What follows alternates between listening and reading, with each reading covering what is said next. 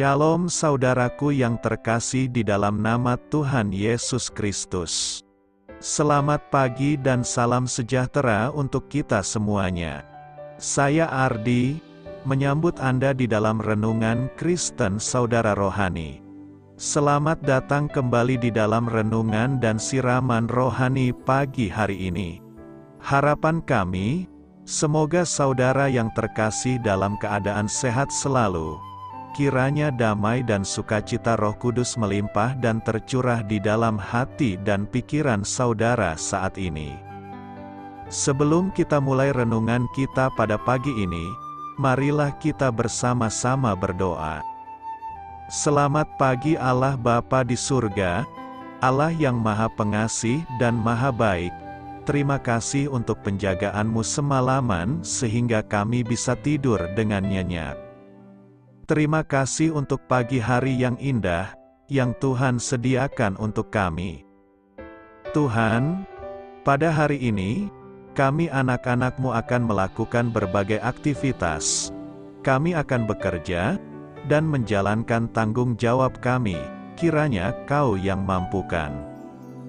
Kami serahkan seluruh rencana dan agenda hari ini ke dalam tangan Tuhan. Biar Tuhan yang berkarya dan biarkan semua rencana sesuai dengan kehendak-Mu ya Tuhan Yesus yang baik. Ampuni dosa dan kesalahan kami Tuhan. Jadikan kami pribadi yang lebih baik setiap harinya. Terima kasih karena telah membolehkanku untuk kembali menghirup udara segar di pagi hari ini. Menikmati seluruh anugerah yang telah Engkau berikan kepadaku. Itu semua karena kebaikan dan curahan kasih yang nyata dari Engkau di kehidupanku. Haleluya! Dalam nama Tuhan Yesus, aku sudah berdoa. Amin. Sahabat pendengar saudara rohani, pembacaan ayat emas Alkitab renungan kita hari ini terambil dari kitab Mazmur 104 ayat 24 sampai dengan ayat 35. Betapa banyak perbuatan-Mu, ya Tuhan, sekaliannya Kau jadikan dengan kebijaksanaan, bumi penuh dengan ciptaan-Mu. Lihatlah laut itu, besar dan luas wilayahnya, di situ bergerak, tidak terbilang banyaknya, binatang-binatang yang kecil dan besar, di situ kapal-kapal berlayar dan lewiatan yang telah Kau bentuk untuk bermain dengannya. Semuanya menantikan Engkau, supaya diberikan makanan pada waktunya. Apabila Engkau memberikannya, mereka memungutnya. Apabila Engkau membuka tangan-Mu, mereka kenyang oleh kebaikan. Apabila Engkau menyembunyikan wajah-Mu, mereka terkejut. Apabila Engkau mengambil roh mereka, mereka mati binasa dan kembali menjadi debu. Apabila Engkau mengirim roh-Mu, mereka tercipta, dan Engkau membaharui muka bumi. Biarlah kemuliaan Tuhan tetap untuk selama-lamanya. Biarlah Tuhan bersukacita karena perbuatan-perbuatannya. Dia yang memandang bumi sehingga bergentar, yang menyentuh gunung-gunung sehingga berasap. Aku hendak menyanyi bagi Tuhan selama aku hidup. Aku hendak bermazmur bagi Allahku selagi aku ada. Biarlah renunganku manis kedengaran kepadanya. Aku hendak bersukacita karena Tuhan. Biarlah habis orang-orang berdosa dari bumi. Dan biarlah orang-orang fasik tidak ada lagi. Pujilah Tuhan, hai jiwaku. Haleluya. Ayat renungan kita pada pagi hari ini terambil dari kitab Mazmur 104 ayat 24 sampai dengan ayat 35. Inti dari ayat emas renungan kita adalah, betapa banyak perbuatan-Mu, ya Tuhan, sekaliannya Kau jadikan dengan kebijaksanaan. Mari kita mulai renungan pagi kita.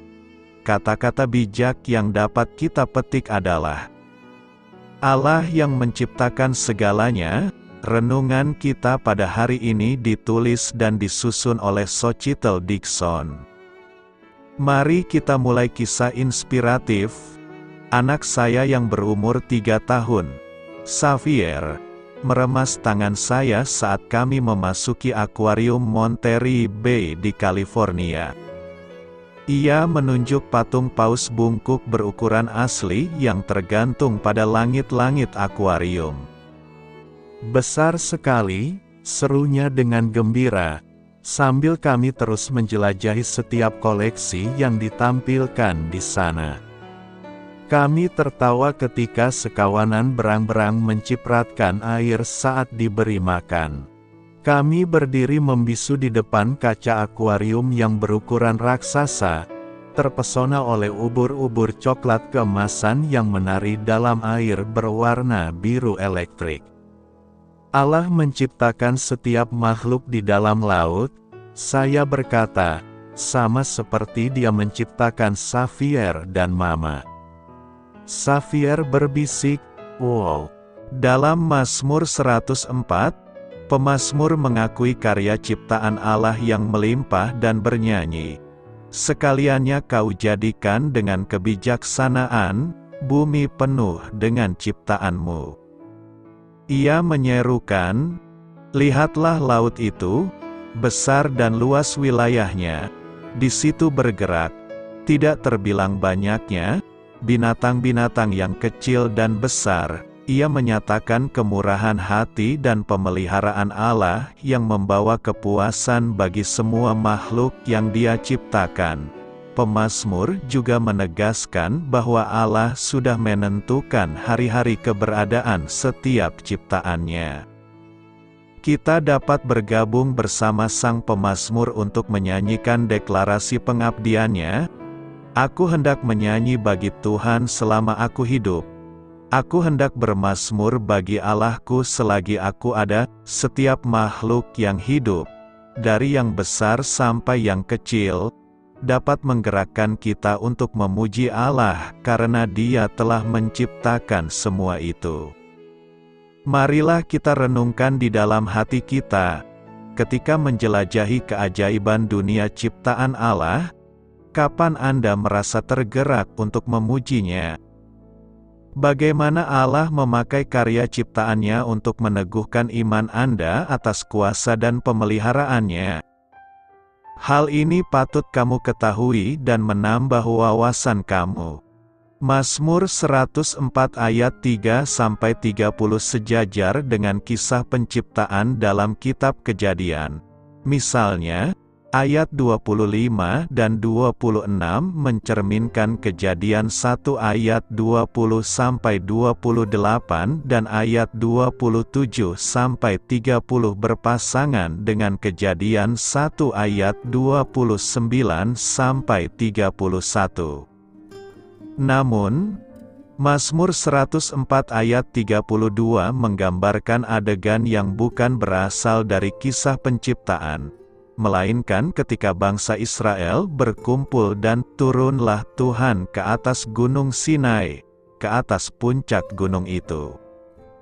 Setelah menuturkan ulang karya penciptaan Allah, sang pemazmur memuji kuasa-Nya yang agung. Dia yang memandang bumi sehingga bergentar, yang menyentuh gunung-gunung sehingga berasap. Ayat ini cocok dengan Keluaran 19 ayat 18 berkata, "Asap, gunung Sinai, membubung seperti asap dari dapur, dan seluruh gunung itu gemetar sangat." Betapa banyak perbuatan-Mu, ya Tuhan. Mazmur 104 ayat 24 berkata, "Betapa banyak perbuatan-Mu, ya Tuhan, sekaliannya Kau jadikan dengan kebijaksanaan, bumi penuh dengan ciptaan-Mu." Tentu jika mencoba menghitung perbuatan Tuhan dalam hidup kita, maka tidak akan cukup waktu untuk menyebutkannya satu persatu. Intinya, jika kita mencoba menghitung perbuatan Tuhan bagi kita, maka kita akan kagum adanya. Sama dengan syair lagu Kidung Jemaat 439 yang dalam refrainnya mengatakan, "Berkat Tuhan, mari hitunglah, kau kan kagum oleh kasih-Nya." Rasa kagum yang akan muncul dari mulut kita. Mazmur 104 tidak dapat dipisahkan dari rangkaian himne yang dimulai dari pasal 101. Di dalam pasal 101 dan 102 diungkapkan bahwa pemazmur sendiri adalah korban kejahatan. Itu sebabnya ia mengeluh, menderita, bahkan meratap. Tulang-tulangnya hancur remuk, hatinya terpukul dan layu. Tidak ada lagi harapan hidup. Bahkan pada pasal 102 pemazmur sempat menganggap Allah kejam, menyembunyikan wajahnya. Lalu mengapa terjadi transformasi iman seperti di pasal 103 dan 104 sehingga ia dapat memuji Tuhan dengan segenap jiwanya? Pemazmur rupanya mengalami transformasi iman karena ia mengalami Allah bekerja. Kata Asya dalam bahasa Ibrani berarti bekerja yang membuktikan bahwa Allah masih bekerja setelah Ia mencipta. Allah tidak berhenti bekerja, Ia terus dan tetap bekerja. Di dalam pasal 104 ini, ada 5 ayat dengan kata, made, dan work, yaitu di ayat 4, 19, 24b, 13 dan 31. Pertanyaannya, apakah berarti Allah bekerja mendatangkan COVID-19, banjir, kebakaran hutan, polusi lingkungan? Menurut Mazmur 103, rupanya pekerjaan Allah bukanlah tindakan anarki. Allah tidak bekerja seenaknya, apalagi Allah tidak bekerja agar manusia celaka dan kena bencana, melainkan Ia bekerja dalam rancangan, karya keselamatan Allah. Bukan Allah yang mengerjakan COVID-19, tetapi dosa telah menyebabkan dunia ini menderita. Puji syukur bahwa Allah yang berkuasa, bekerja memulihkan, menyelamatkan, membebaskan, memberi yang baik. Allah bekerja tetapi Allah juga ada. Mazmur 104 ini disebut juga himne bagi Sang Pencipta, sebuah himne pujian bagi Sang Pencipta yang ada di dalam ciptaannya sampai hari ini. Allah eksis, fisiknya tidak ada, tapi ada tandanya.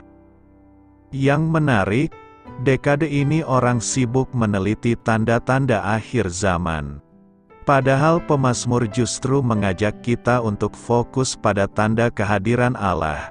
Karena itulah yang dapat membuat kita tetap memuji Tuhan sekalipun COVID-19, bencana alam, kecelakaan dan hal-hal buruk terjadi silih berganti di mana-mana. Pemazmur tidak mengajak kita untuk fokus ke tanda-tanda akhir zaman yang membuat kita ketakutan, tidak bisa tidur, resah, benci, marah dan protes.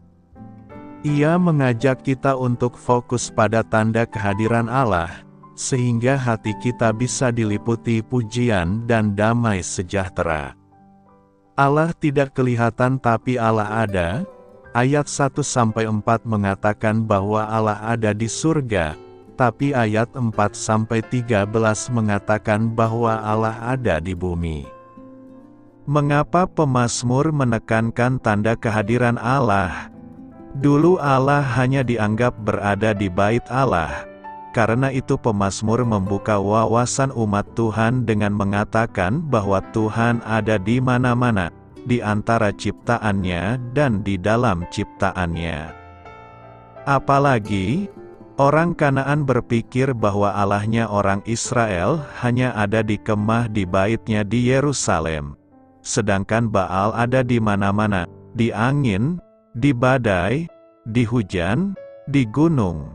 Itu sebabnya pemazmur perlu menekankan bahwa Allah hadir di mana-mana, dan tanda kehadirannya adalah kestabilan Allah mengontrol alam, udara, api, air, langit dan bumi. Ada kestabilan, ada Allah. Dulu air melayang-layang di udara, sekarang Allah yang membuat air mengalir ke tempatnya, jadi stabil. Dulu gelap gulita menguasai bumi, sekarang Allah mengatur siang dan malam, jadi stabil. COVID-19 mengacau dunia, tapi kemudian Allah membawa kestabilan kembali. Pertanyaannya, mengapa pula tampaknya Allah membiarkan bencana itu terjadi kalau Allah ada dan bekerja? Allah Yahweh rupanya bukan seperti dewanya para ahli filsafat. Dunia tidak berputar secara mekanis seperti sebuah jam, sehingga manusia dan dunia ini seperti robot. Baik terus, satu-satunya yang membuat Allah tidak ada adalah dosa manusia. Dosa manusia yang membuat lingkungan menjadi kotor, dosa manusia yang mengakibatkan banjir karena sampah di mana-mana. Lalu apa yang dapat kita lakukan sebagai orang percaya? Karena Allah senang, Allah suka bekerja, bahkan bekerja sampai tuntas. Ia bukan hanya sekadar mau menciptakan dunia ini, melainkan Ia mau agar kita memeliharanya sampai tuntas dan bukan sebaliknya mengotori alam ini. Karena itu, mari berjuang menunjukkan kehadiran Allah dengan cara melanjutkan dan memelihara karya Allah di alam yang Tuhan sediakan buat kita. RSN diciptakan oleh Roh. Dalam tema yang akan kita renungkan adalah diciptakan oleh Roh. Tuhan menciptakan dengan Roh-Nya. Tuhan juga membaharui segala sesuatu dengan daya kekuatan Roh-Nya.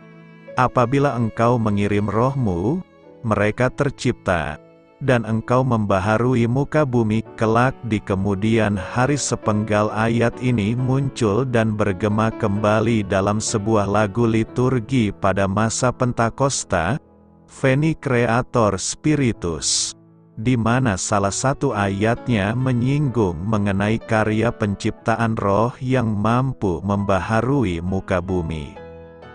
Mazmur 104 adalah sebuah mazmur pujian yang berisi puji-pujian akan kebesaran karya Tuhan dalam segala ciptaannya. Dalam perikop yang kita baca, kita mengetahui sang pemazmur yang mengagungkan dan memuji-muji Tuhan, oleh karena perbuatannya yang ajaib. Dinyatakan oleh pemazmur gambaran laut yang luas, binatang-binatang yang kecil dan besar, Tuhan yang memelihara seluruh ciptaannya dengan memberi mereka makanan pada waktunya, Tuhan yang berkuasa atas hidup dan mati ciptaannya, dan Tuhan yang memperbarui bumi dan ciptaannya. Oleh karena itulah, sang pemazmur tiada hentinya bersukacita atas karya tangan Tuhan ini. Dia selalu bermazmur dan bernyanyi bagi Tuhan, sebab telah nyata kasih setia dan pemeliharaan Tuhan dalam hidupnya. Namun di ayat 30, pemazmur menggambarkan bagaimana Allah mengirimkan Roh-Nya untuk mencipta kembali dan memperbaharui kembali ciptaannya. Tindakan Allah sendiri yang membuka dan memberikan tangannya untuk mengirimkan Roh-Nya merupakan metafor yang menunjukkan sikap berbela rasa dan pemeliharaan Allah. Ini berarti bahwa ketika Allah melakukan tindakan pembaharuan terhadap ciptaannya setiap waktu, maka Ia yang meskipun telah marah dan murka terhadap manusia namun tetap memiliki hasrat untuk bersekutu dengan manusia. Persekutuan Allah terutama adalah dengan mereka yang membutuhkan, dan dalam persekutuan itu Allah merentangkan tubuhnya kepada mereka yang adalah sang lain atau theother. Disinilah hasrat persekutuan, Hasrat untuk bersekutu adalah anugerah terbesar yang Allah berikan kepada kita yang direalisasikan melalui pembaharuan roh. Apa yang harus kita renungkan pada renungan hari ini? Pertama, kita harus dipimpin oleh Roh Kudus supaya kita menjadi pribadi yang mau bertindak dan berinisiatif untuk melakukan hal-hal yang berguna, mampu menang dan dapat mengalahkan segala kuasa yang ada di dunia ini. Karena kehadiran Roh Kudus memberi perubahan, senantiasa ada pembaruan atau perbaikan, bahkan penciptaan. Mazmur 104 ayat 30, apabila Engkau mengirim roh-Mu, mereka tercipta, dan Engkau membaharui muka bumi. Itu berarti jika kita sebagai gereja yang dikuasai roh adalah gereja yang senantiasa rindu memperbarui dirinya, senantiasa ada semangat bangkit dan berani mengubah diri ke arah yang lebih baik. Dampak dalam persekutuan yang dikuasai Roh Kudus adalah persekutuan yang menghibur. Menghibur bukan sekadar menciptakan acara yang menarik dan lucu, hanya untuk menyenangkan saja. Menghibur di sini dalam arti menguatkan, memberikan pengharapan. Kedua, Roh Kudus menciptakan hidup manusia yang saling mengerti. Bagi para murid Yesus, kehadiran Roh Kudus membawa dampak dengan memampukan mereka keluar dari belenggu bahasa. Sekat pembatas komunikasi dipatahkan, semua mengerti dan memahami bahasa yang mereka gunakan, yaitu bahasa manusia yang membuat orang banyak yang mendengar mengerti tentang perbuatan-perbuatan besar yang dilakukan Allah. Bagaimana dengan kita? Adakah sekat yang tanpa sadar kita bangun antara kita, baik sebagai pribadi Kristen, maupun sebagai gereja? Bukankah kita seringkali menutup pintu komunikasi dengan gereja lain yang kita anggap tidak seajaran? Mari kita sambut karya Roh Kudus dengan membuka mata hati kita untuk berjalan bersama sebagai gereja Tuhan, membangun kehidupan yang lebih baik sebagai tanda hidup yang dipimpin oleh Roh Kudus. Karena itu, jadikanlah kehadiran Roh Kudus di dalam hidup kita untuk menciptakan sesuatu yang baik dan berkenan kepadanya. Apa kata Alkitab tentang minum alkohol atau anggur? Alkitab mempunyai banyak instruksi mengenai konsumsi alkohol. Akan tetapi, Alkitab tidak melarang seorang Kristen untuk meminum bir, anggur, atau minuman beralkohol lainnya. Sebaliknya, adapun bagian Alkitab yang membicarakan alkohol secara positif. Pengkhotbah 9 ayat 7 menghimbau, "Minumlah anggurmu dengan hati yang senang."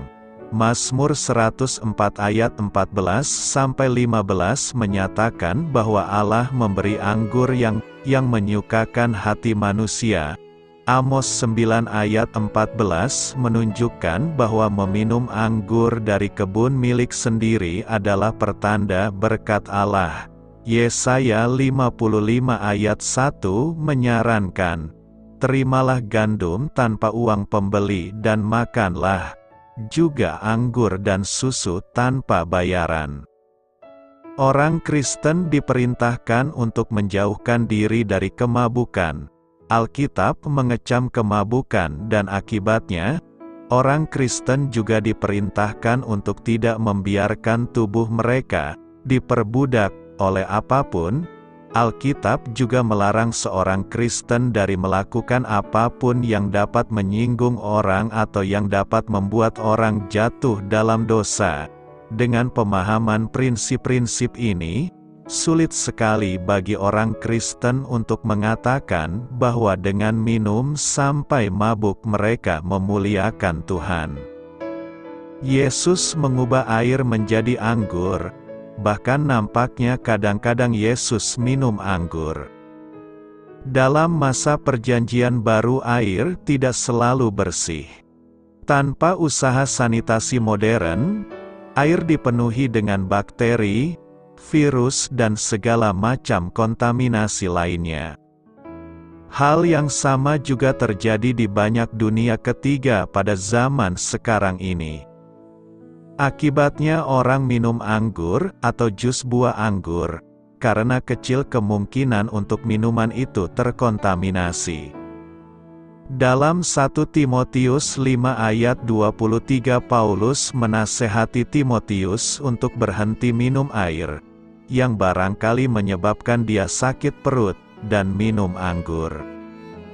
Di dalam Alkitab, kata bahasa Yunani untuk anggur adalah kata yang umum dipakai sehari-hari.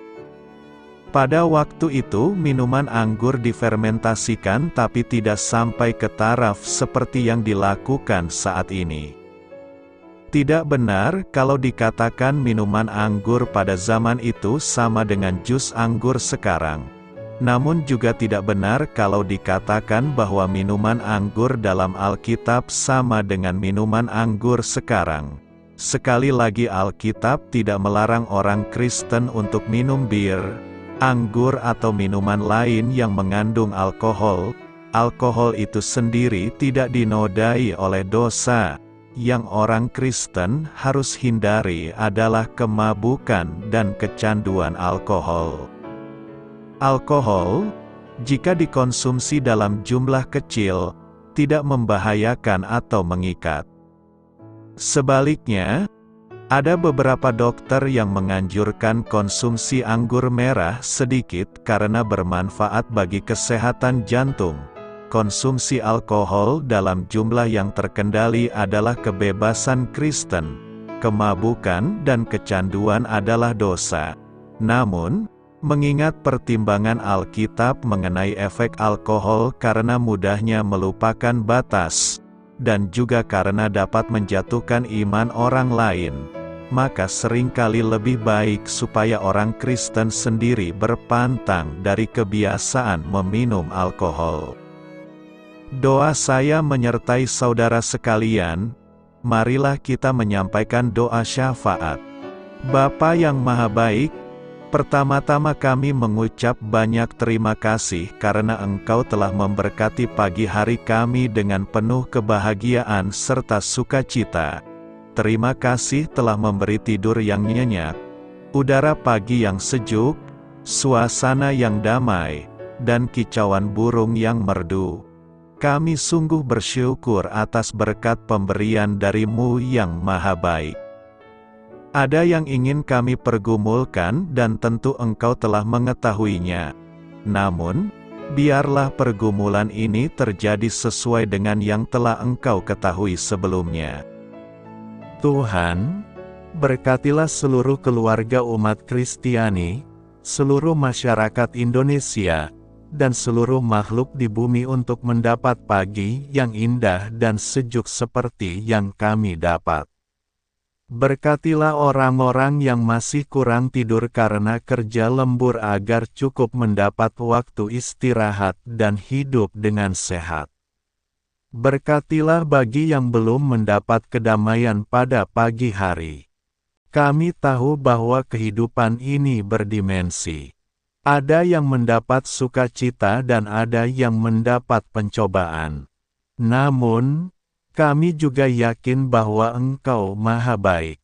Kami yakin Engkau akan memberikan sukacita kepada setiap makhluk yang percaya kepadamu.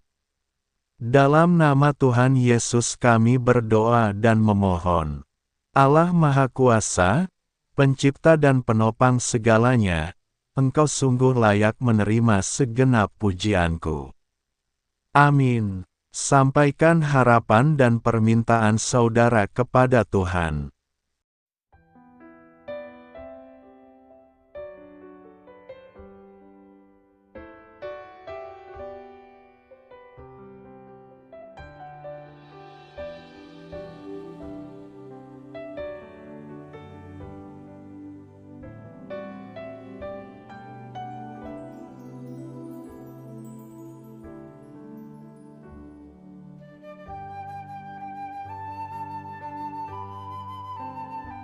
Marilah kita renungkan sahabat saudara rohani.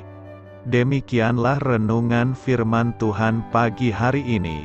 Semoga menjadi berkat dalam hidup kita. Dan sebelum kita memulai segala aktivitas kita pagi hari ini, marilah kita berdoa. Selamat pagi Bapa, malam hari telah berganti pagi. Kehidupan baru telah Engkau berikan kembali bagi kami. Bapa Surgawi, tolonglah aku menyadari kebutuhan orang lain, supaya aku dapat membagikan apa yang telah Engkau berikan kepadaku.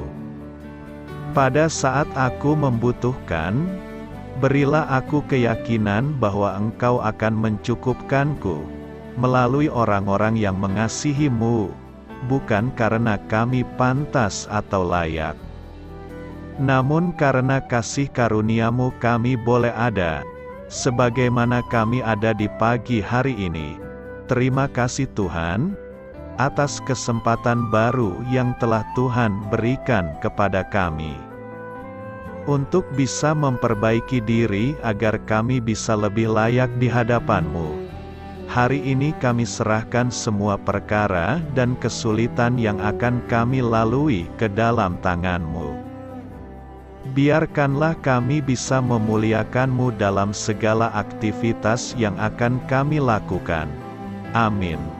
Biarlah firman Tuhan menjadi pengingat untuk kita semua, bahwa tuntunan dari Roh Kudus akan selalu memberi jalan keluar bagi setiap permasalahan hidup kita, dan memberi kedamaian di hati kita. Sampai jumpa di renungan pagi saudara rohani berikutnya. Kiranya Tuhan selalu memberkati saudara semua hari ini. Amin. Shalom.